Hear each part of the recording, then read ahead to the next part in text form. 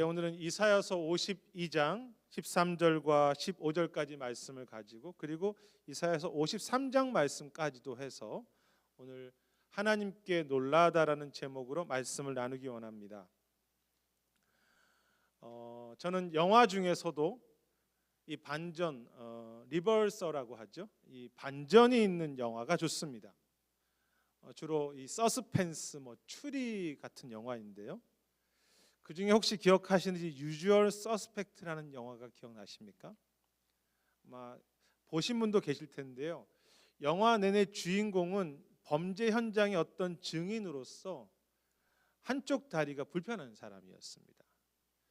근데 영화 마지막 장면에서 불편하게 걷던 그 다리가 한 커트 한 커트 갈 때마다 정상적으로 조금씩 바뀌어서 마지막 엔딩으로 가는 장면인데요. 사실 그가 경찰이 쫓고 있던 무서운 거대 조직의 보스였죠. 영화 내내에서는 그렇게 보이지 않았습니다. 반전이었습니다. 또 식스센스라는 영화도 있는데요. 기독교적인 내용은 아니지만 영화 내내 자신이 죽은 사람들을 본다고 생각했습니다. 주인공이. 그런데 사실 알고 봤더니 자신이 죽은 사람이었고 자신과 이야기를 나누는 그 아이가 살아서 죽은 사람을 보는, 그러니까 자기가 죽은 사람이었죠. 사실 놀라운 반전이었습니다. 윤여정이라는 배우가 몇 년 전에 미나리라는 영화로 오스카 여우 조연상을 받았을 때 그녀의 소감은 삶은 참 예상하지 못한 사건의 연속입니다 라고 하면서 내가 이러한 아카데미상을 받는 날이 올 것이라고는 상상도 못했다고, 너무 놀랐다고 그렇게 인터뷰했습니다.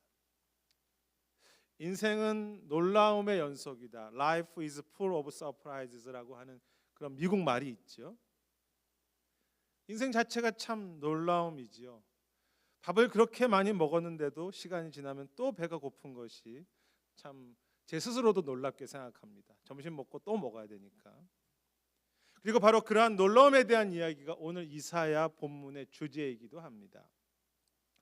오늘은 종려주일이라고 합니다. 팜 선데이라고 하죠. 아시는 것처럼 종려주일은 십자가를 지시기 전에 예수님께서 나귀를 타시고 예루살렘으로 들어오시는 것을 기념하면서 한 주간 동안의 예수님의 십자가와 그 죽음과 고난을 묵상하는 시간인데요. 그런데 예수님께서 예루살렘에 들어오신 것은 분명 왕의 신분과 자격으로 오신 것인데 주님은 화려한 어떤 왕의 모습이 아니라 나귀를 타시고 낮고 겸손한 왕의 모습으로 예루살렘에 들어오셨습니다.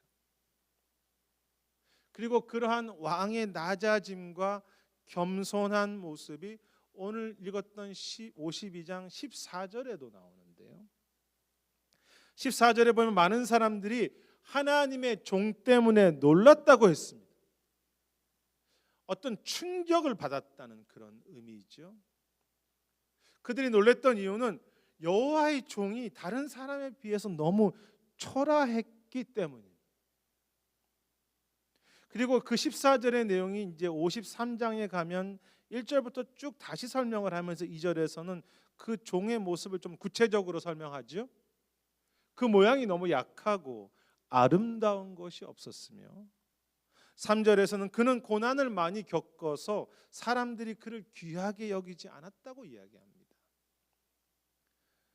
우리 그리스도인들은 이 52장, 53장을 예수님의 고난과 연결시키지만 원래 유대인들은 이 말씀을 메시아와 연결시키지 않습니다.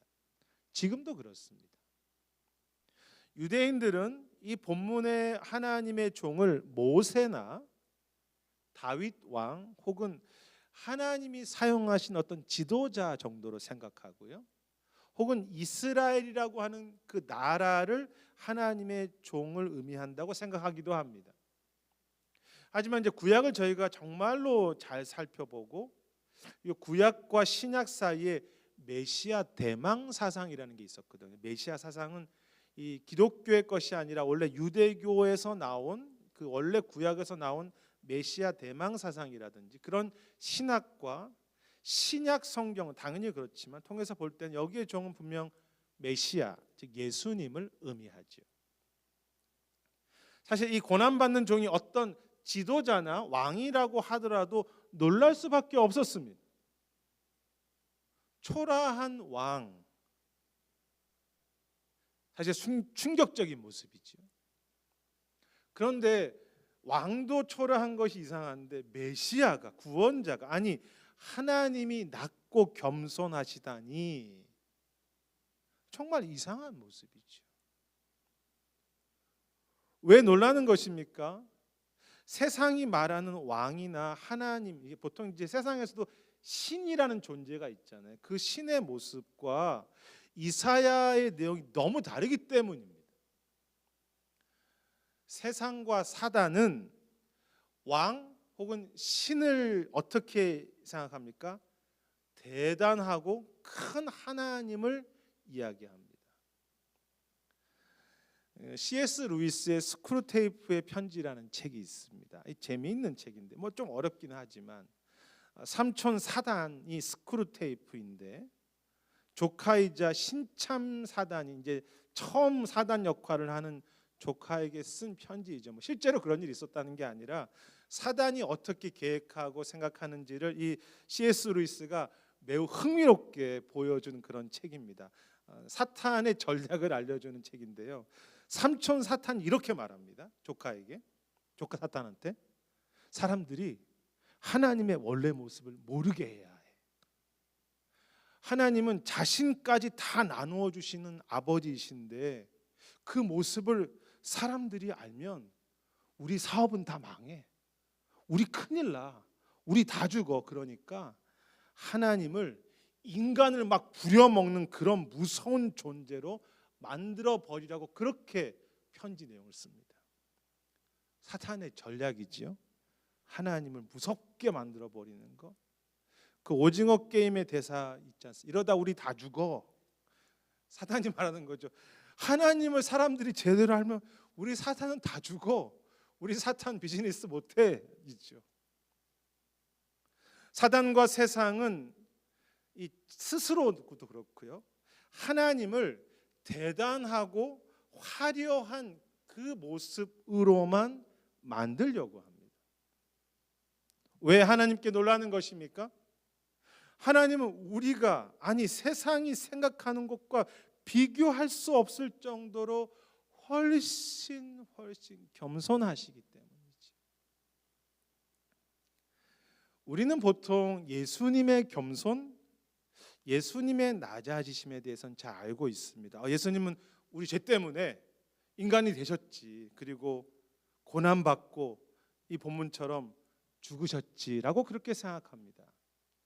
하지만 성경 전체를 보면 하나님, 아버지 하나님 성품 자체가 얼마나 겸손하신지 잘 발견할 수 있는데요. 성경 전체를 보면요, 하나님은 언제나 겸손한 자를 사랑하시고요, 겸손한 자를 사용하시죠. 겸손하지 않은 자를 쓰시지 않습니다. 그리고 마태복음에서는 예수님께 11장에서 예수님이 자신의 마음이 온유하고 겸손하시다고 그렇게 말씀하시지 않습니까? 왜 하나님은 교만한 자를 그렇게 미워하시고 버리시고 겸손한 자를 사랑하십니까? 여러 가지 다른 이유도 있겠지만 하나님 자신이 너무 겸손하시기 때문입니다. 마이클 리브스라고 하는 신학자가 선하신 하나님이라는 책에서 이 트리니티, 삼위일체를 설명하면서 참 어려운 거잖아요. 삼위일체. 그런데 삼위일체를 하나님께서는 겸손히 성령님과 예수님을 사랑하시고 성령님께서는 겸손하게 하나님을 존중하시고 예수님을 도우시며 예수님은 겸손하게 하나님과 성령님을 존중하시고 십자가에 죽으시기까지 겸손하게 낮아지셨다고 했습니다. 예수님이 하나님을 존중하시고 하나님은 예수님을 존중하신다는 거죠. 그래서 삼위일체를 겸손으로 공동체로 해석합니다. 사랑, 존중, 겸손하심이 하나님의 성품이지요. 그래서 마이클 리브스는 그 책에서 하나님이 우리 인간이 피조물이고 죄인인데 우리 인간의 아버지가 되시고 동행하신다는 그것이야말로 하나님이 얼마나 창조주신데 그분이 뭐 우리 같은 인간과 친구 되시고 함께 하신다는 그것이 하나님이 얼마나 겸손하신지를 너무 잘 보여주는 것이라고 했습니다. 나의 아버지 되신 하나님, 겸손하심이죠. 뭐 이런 이야기를 몇 번 드린 적이 있지만 저는 어릴 때부터 신앙생활을 하면서 하나님을 이번 그리스 신화의 제우스 신 같이 있지 않습니까? 뭔가 이렇게 하늘에서 강력한 힘을 가지고 있는 신이나 여러분 혹시 300이라는 영화를 아십니까? 거기에 페르시아 황제가 있는데요. 그가 말을 몰면서 나는 관대하다, 나는 관대하다고 그렇게 큰 소리를 내는 그런 자기가 마치 대단한 사람으로 보이는 신이라고 보여준다. 그런 신이라고 하나님을 많이 생각했습니다. 그래서 우리가 동굴 소리라고 하죠. 동굴 울리는 소리. 내가 너희에게 잘하고 있습니까? 제가 내가 너희에게 에코 없이도 에코 소리를 낼 수 있는 목회자죠. 그런 하나님으로만 생각했습니다. 뭐 맞죠? 그런 분도 계시고. 그래서 이제 어릴 때 부흥회를 가게 되면 목사님들이 그렇게 목소리가 신소리를 하세요. 새벽 기도를 많이 하셔서 그런지 목소리도 거칠고 약간 반말 비슷하게 혼내시는 모습이 참 많았습니다. 그런 것이 하나님의 모습이라고 생각했고, 그것이 영적인 어떤 어서리티가 있는 좀 막 그렇게 해야지 되는 것이라고 생각했어요. 저도 어릴 때부터 목회자를 생각했기 때문에 나도 좀 목소리가 좀 굵어야 되나라고 생각했죠. 하지만 하나님은 알아갈수록 제가 생각하는 것보다 훨씬 더 겸손하시고 온유하시며 인격적인 분이셨습니다. 제가 신앙과 사역을 하면서 놀라는 것은요, 하나님이 일하시는 것이 너무 평범해 보일 때가 많고 잘 드러나지 않게 하신다는 것입니다. 일하시는데 드러나지 않게 하실 때가 많다는 것입니다. 여러분 실제로 예수님께서 이 땅에 오셔서 하나님 나라가 이 땅에 왔지만 겨자씨에 불과하다고 했고요. 작은 예수님은 자신의 일을 자랑하지 않으셨고 오히려 자신이 어떤 일을 하실 때 알리지 말라고, 물론 거긴 또 다른 죽음의 비밀이 또 있긴 하지만 자신을 알리지 말라고 말씀하셨죠. 신앙생활을 하면서 참 신실한 믿음의 선배들을 만날 수 있었습니다. 참 귀한 기회였습니다. 그 중에는 아주 유명한 분들도 계셨는데요. 직접 배웠던 분. 그런데 참 대단하다고 생각했던 분들인데 가까이서 뵈면요, 너무 겸손하시고 너무 인격적이시고 평범한 인간으로 사시는 것에 놀랐습니다. 반면 어떤 분들은 참 아프게 놀라울 정도로 자기 자신이 대단하다고 자랑하는 그러한 아픈 모습들도 리더들에게 볼 수 있었습니다. 사랑하는 여러분, 성경은 놀라울 정도로 겸손하시고 낮아지신 하나님으로 가득한데 우리는 혹시 하나님이라는 이름으로, 믿음이라는 이름으로 대단해지고 높아지는 것만을 생각하는 그런 삶과 또 교회는 아닙니까? 그래서 때로는 너무 거칠어지고 믿음이란 이름으로 무례해지고 온유함과 겸손함을 잃어버린 교회와 기독교와 성도가 되는 것은 아닌지, 하나님이란 이름으로 내가 너무 무례해지는 것은 아닌지.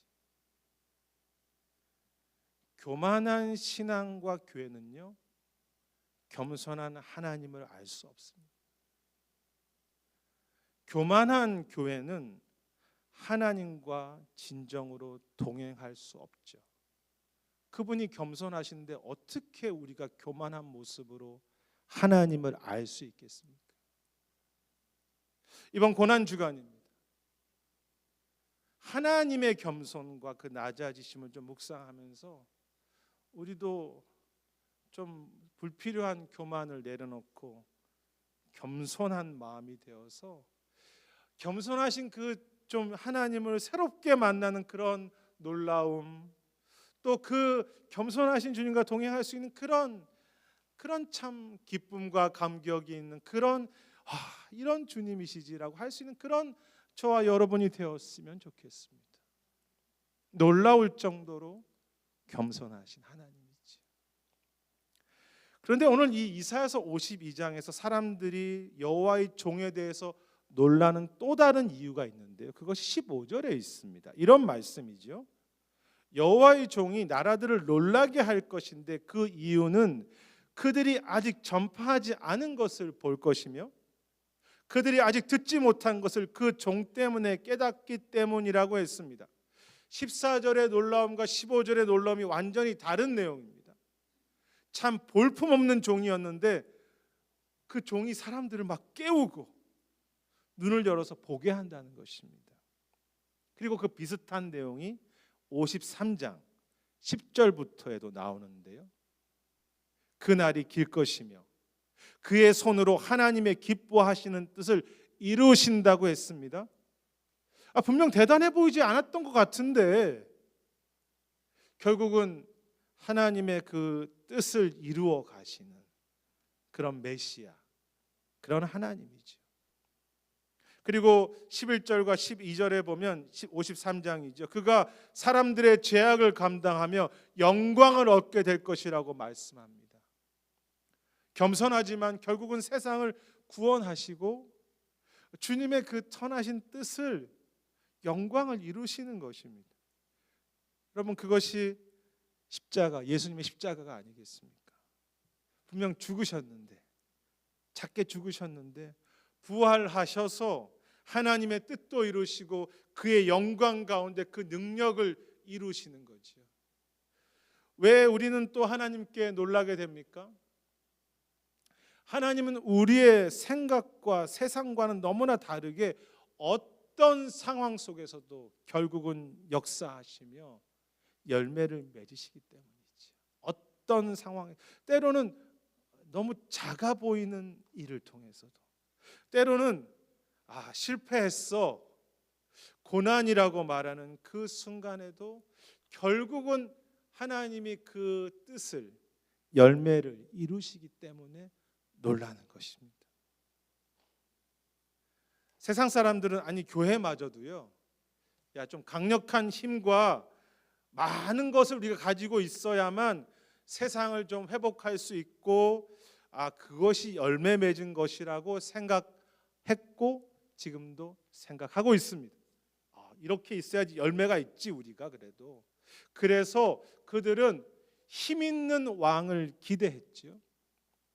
그런데 메시아 하나님의 종은 너무 볼품없게 나귀 타고 오셔서 자신이 고난받으시겠다고 말씀하십니다. 사람들은 그런 메시아가 불편했습니다. 그런 메시아를 멸시했고 그래서 그 종을 십자가에 못 박았습니다. 하지만 주님은 그 죽음 가운데 오히려 세상을 살리셨고요. 참 작은 자로 오셨지만 작은 제자들, 그 사회 속에서 주류가 아니었습니다. 저 갈릴리 변방에 있었던 어부들을 불러서 세상에 자유와 평화를 주셨고 그렇게 작은 일을 통해서 하나님의 역사를 이루셨고 지금도 그렇게 그 일을 하시고 계신 것이죠. 놀라운 일입니다. 신비한 하나님의 일하심입니다. 여러 목사님들과 하신 말씀인데 이 이야기를 그 일부를 제가 나눈 적도 있지만 여러 목사님들이 사역을 하면서 자신들이 사역을 하면서 메시지를 전하고 성경 공부를 했던 그런 경우에 사람들이 잘 듣지 않고 열매도 없고 변화되지 않는다고 생각했었다고 했습니다. 하지만 어떤 분은 은퇴하시고 또 어떤 분은 10년의 사역을 지나고 난 후에 정말 그것이 주님의 마음으로 겸손히 말씀과 성경 공부를 전한 것이라면 내 지혜가 아니라 전혀 생각하지 못했던 방법으로 성도들이 변화되어 있고, 나중에 그 형제들이 찾아와서 내가 그때 그 말씀 때문에 제가 바뀌었어요 라고 그렇게 고백하는 것을, 그렇게 전혀 생각하지 못했던 하나님의 일하심을 보면서 자신들이 참 많이 놀란다고. 내가 알지 못하는 주님의 일하심이죠. 그 식물의 신비라고 하는 영상들이 유튜버에 많이 있습니다. 어떤 컨셉이냐 하면 식물이 동물보다 더 적극적이다라는 그런 내용들이 많습니다.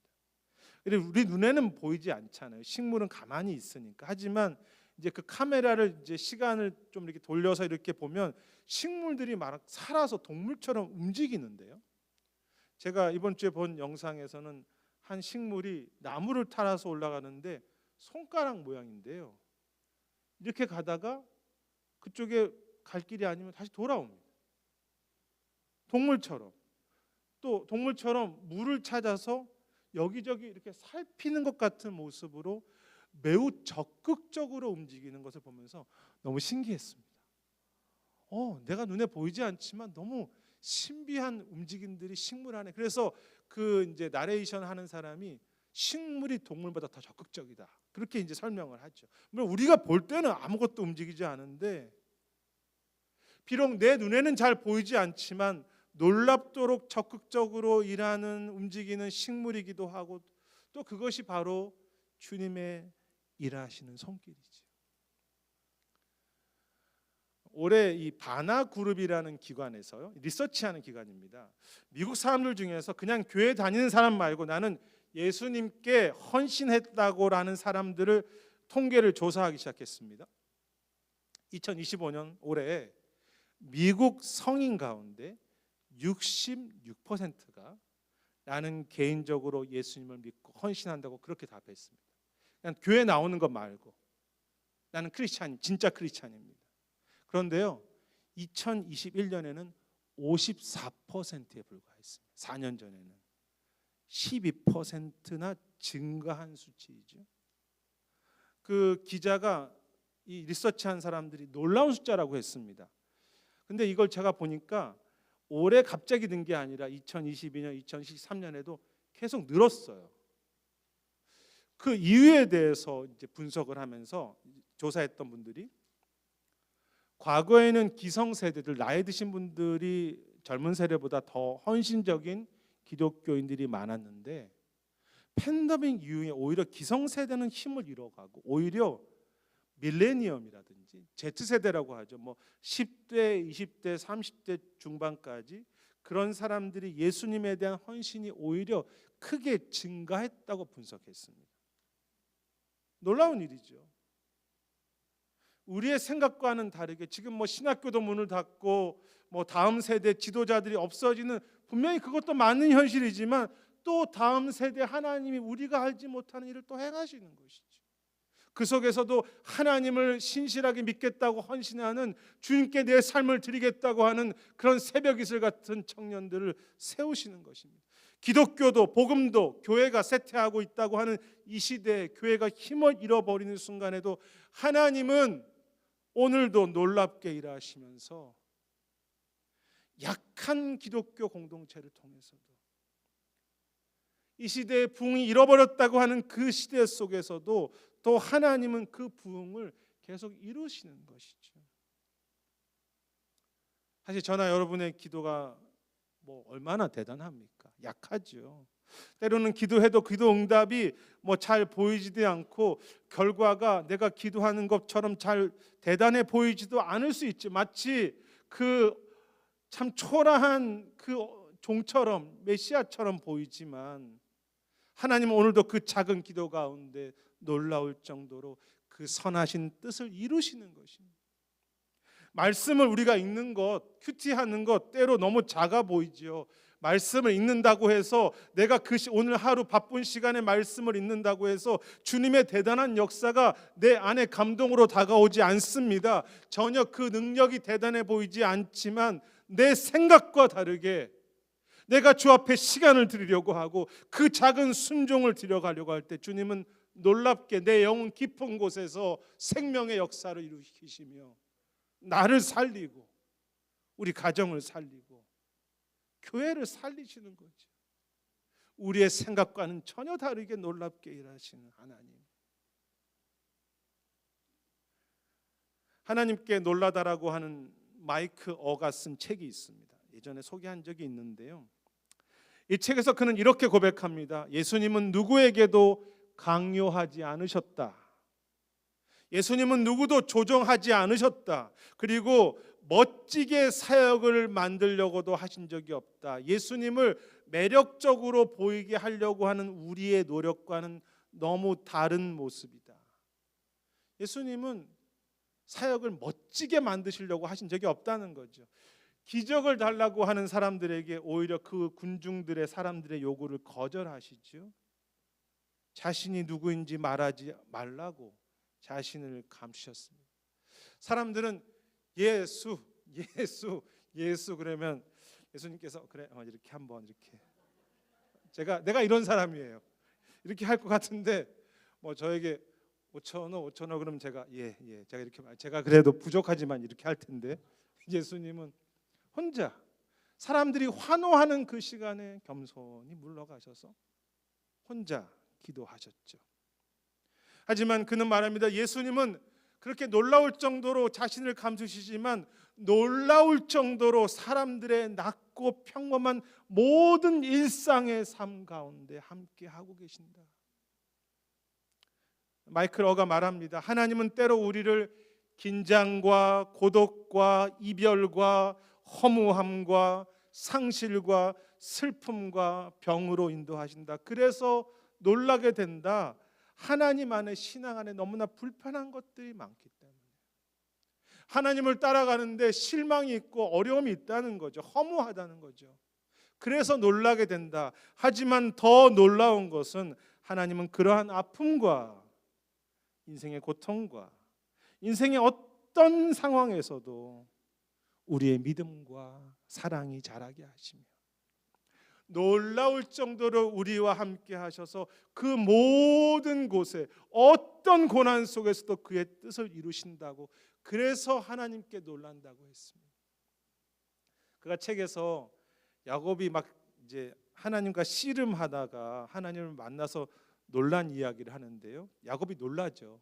근데 야곱이 놀랐던 이유는 하나님이 계시기 때문에 놀란 것이 아니라 자기처럼 추하고 막 하나님과 씨름하려고 하는 그 평범하고 낮은 곳에도 하나님이 함께 하시는 것 때문에 야곱이 놀랐다고 했습니다.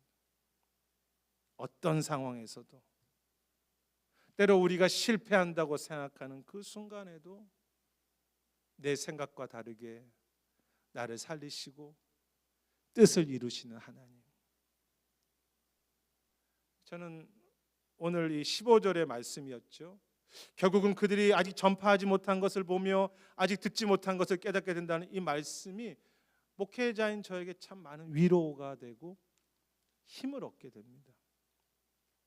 때로 열매가 보이지 않고 때로 내가 너무 평범한 사역은 아닌가, 또 사역하면서 여러 가지 아픔이 있을 때 그런 모습이지만 주님께서 그 자신의 그 선하신 시간에 따라서 열매도 주시고 사람을 살리시고 그들이 보게 될 것이야.